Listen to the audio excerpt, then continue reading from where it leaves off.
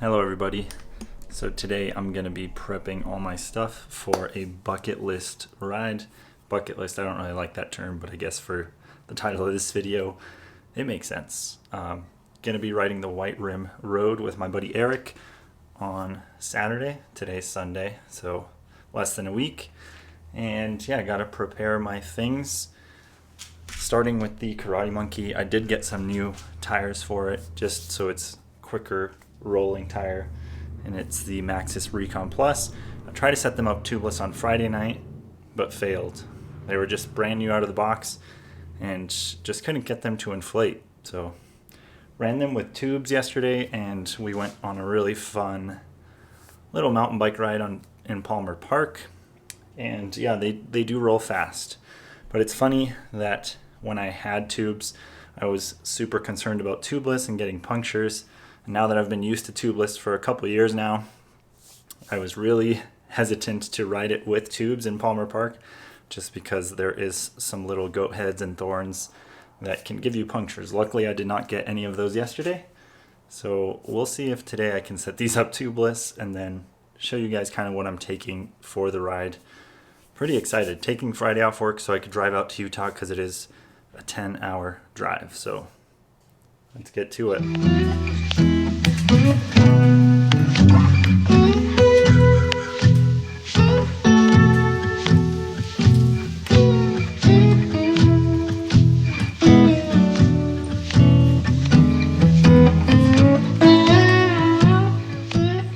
So check out these tires and the tread. This was the old tire, the Surly Dirt Wizard I was running. Really knobby tire, really good for, well, loose dirt and actually snow, like I've mentioned in past videos. And then here is the Recon Plus. So definitely shallower tread, a lot more knobs, so it's a consistent feel across hard pack. And yeah, like I said, rode them yesterday really fast compared to the Dirt Wizard. Hopefully we can set them up tubeless today.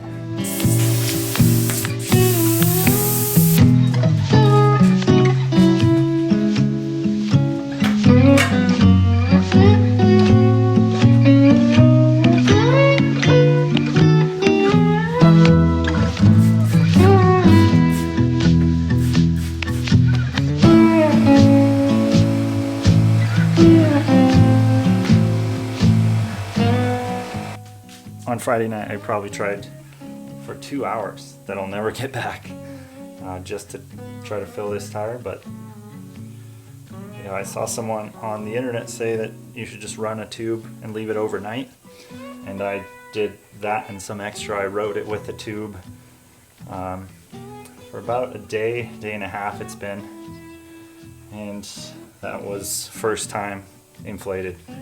Obviously left one side, left the bead seated on one side, and then just took the tube out, inflated. Now just got to add some sealant and we'll be good to go, and then do the rear tire. That was quick. So I got about 8 ounces of sealant left in this bottle. Since these are plus tires, I'm going to throw in about 4 per tire, and hopefully that's good to go. But definitely need to get some more sealant for the future.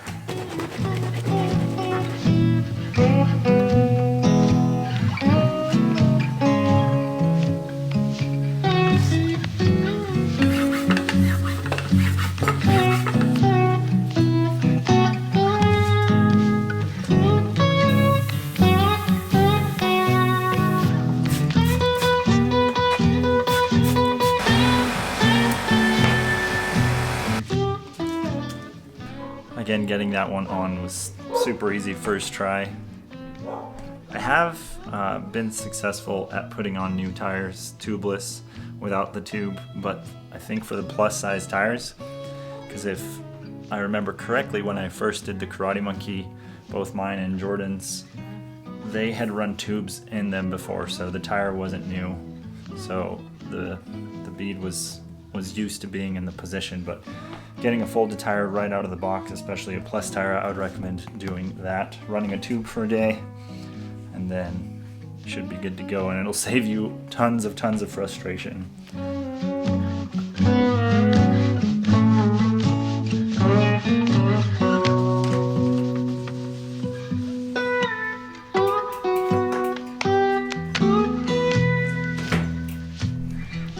So the bike's all set up and ready to go. I think I'm going to try to commute on it a couple times this week before I go to Utah, because I want to make sure everything is dialed, everything feels good, and is sound for the trip. One of the biggest things that I think about when I do big rides or plan big things like this is just mechanicals. So on Friday I did change my chain. It was well overdue for one, and I didn't want to get a broken chain on the ride. Obviously you can always break a chain, but if this chain breaks, it's just gonna be what it is, I guess. Yeah, let me show you guys a little montage of what the Monkey looks like for this ride.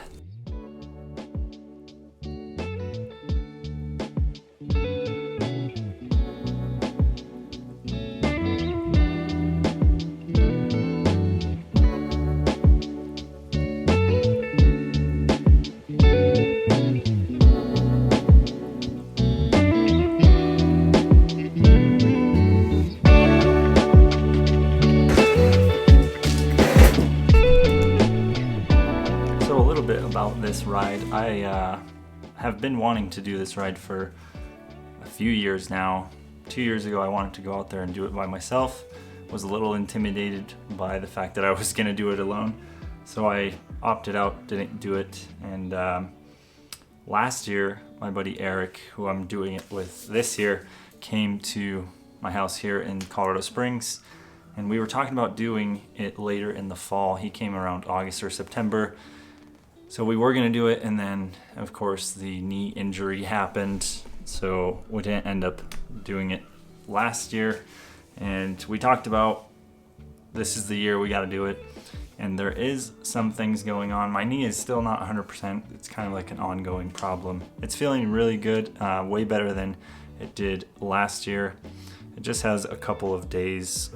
I really think it's temperature dependent, because when it's tight and tenses up, it's just the colder months. Now that it's warming up here in the springs, I've noticed that it just feels a lot smoother, like everything seems to be working just how it's supposed to. A couple of things on the ride, if you guys don't know about it, it's the White Rim Road. White Rim Road is a huge loop for 4x4 vehicles or adventure motorcycles, things like that, but it's a 2-track loop basically, and it's 100 miles just outside of Canyonlands. I've driven part of it, and it's a beautiful road, so really excited to do this with Eric. And yeah, we'll see it'll be interesting to see how the ride goes, because well, I haven't ridden a Century in probably a year and a half. I didn't ride one last year, and my buddy Eric hasn't been riding his bike at all. He's big into backcountry skiing, and he's been focusing on that. He's stated that they've gotten some great snow in Salt Lake. That's where he's living now. So it's going to be interesting to see how we fare on this ride. Hello, welcome back. Definitely 2 days after Sunday, so it's Tuesday right now. Just got back from work. Jordan's driving back from Pueblo, so I've got an hour to kind of finish this pack. Probably won't finish it because I'm filming it, and usually when I film it takes me 2 or 3 times to do something. I'm already slow when it comes to packing and doing these sorts of things, and so filming doesn't help, but you know, for the YouTube.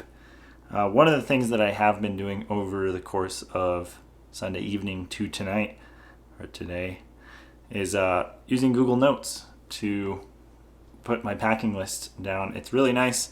Let me see if we can get this here. I add a subheading and then everything that I need in that list. So my riding clothes, all these things I need to check off and make sure that I have in my bag so that I'm ready to go for the trip. So first thing that I'm gonna do is knock out the riding clothes. So let's get to doing that.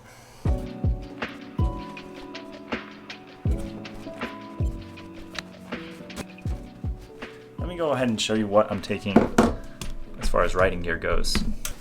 So I think I'm gonna be rocking the Ornat cargo bibs with one of these Velocio jerseys, either the zipperless or the Velocio Concept, which I love. The only reason I wouldn't go for the Concept is because of the color, so it really depends on what kind of weather we're gonna get. If it's really hot, might not go with that. And packing an extra pair of bibs, because you never know, and you don't want to be underpacked when it comes to that sort of thing. Leg warmers for in the morning. We're supposed to be starting at 4:30 or 5 a.m. Don't know how cold it'll be in Utah at 4:30 or 5. Definitely not going to wear cargo bibs all day, or not the cargo bibs, thermal bibs all day. So leg warmers will be nice if it is cold in the morning. If it's not cold, just going to go without them. And a couple of bandanas, buffs.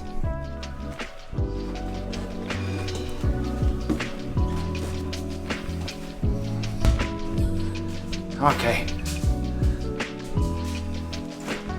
Man, this garage is a mess right now. I guess not too bad. When I'm going on a trip or something is happening that requires garage things, it just gets messy, and then it gets cleaned up and messy, but that's a garage, right? So I'm gonna find a bag right now to put all my clothing, specifically my riding clothes. I actually might use a suitcase. Let me use a suitcase.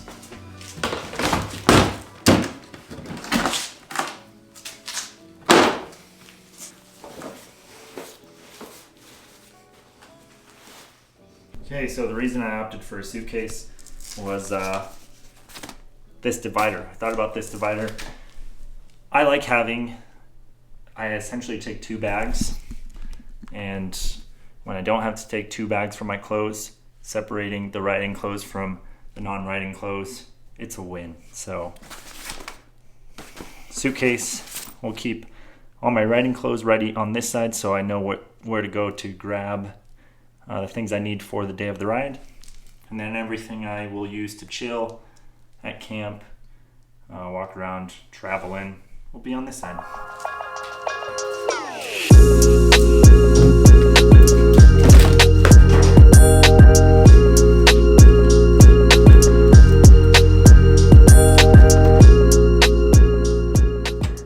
Anyway, I think I'm gonna wrap up this video here. I just put some camping things over here.